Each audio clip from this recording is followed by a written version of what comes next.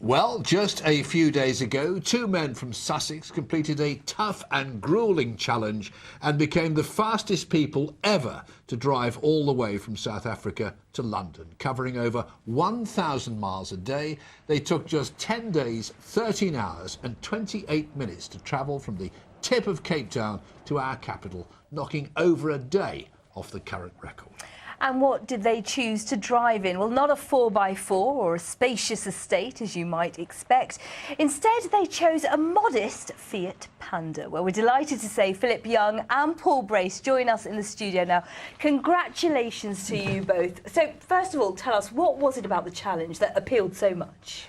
Well, it was an awfully big adventure, and we saw an awful lot of different countries, and it was made even more challenging by doing it in a Fiat Panda, which never missed a beat, was fantastically reliable.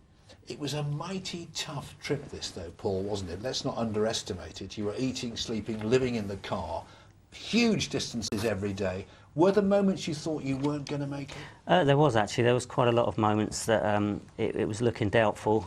We ran behind schedule a couple of times, and for instance, one particularly bad stretch of road in northern Kenya, which is actually closed at night. We got there at dusk and had to kind of bribe our way through the border and drive this kind of bandit-infested road at night. I mean, that was quite daunting. 20 kilometres an hour for 350 kilometres.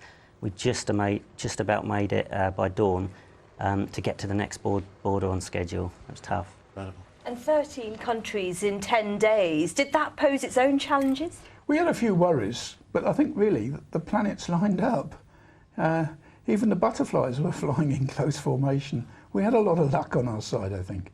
And the extraordinary thing is that the team that had held the record before you were really well organised with a superb, powerful motor. You had none of that, did you? Yeah, that was three guys in a Land Rover Discovery, and they had a bed in the back, so they had a little bit more comfort. And they did spend a long time. Apparently, they spent 3 years planning it. Well, a lot of planning did go into our operation, but it was perhaps a little bit more laid back and a bit more relaxed. But how did you sleep? I mean, the Fiat Panda is a small vehicle. Yeah, it's tiny. It's literally a matter of reclining the seat back and just trying to get your head down. But it's not a very good place to try and sleep when you're bumping and crashing through the bumps and dodging donkeys and everything else. So you're not getting a lot of sleep even when you're trying. Yeah. It was tiring, but we did get some sleep, and without it we wouldn't have pulled off the record. And the fact that the car was so trouble-free was really the key to it.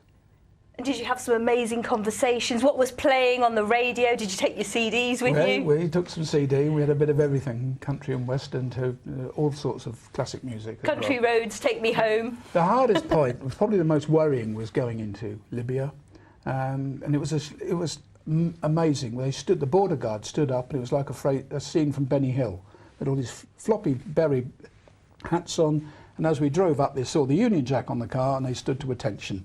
And tell us now what's going to happen to the car, because this is quite a story. Well, the Fiat would like to go around the dealers. It'll go all around the country. And Bewley, the National Motor Museum of Lord Montagu, they'd like the car, and they're having an exhibition called the Record Breakers, and the Panda will go alongside Bluebird, the land speed car. And the lovely thing is, after all this marathon, you're still the best of friends. You're still getting on well. Yeah, there was. We were too tired to argue. It was just get on and drive, and there was no tension in the car.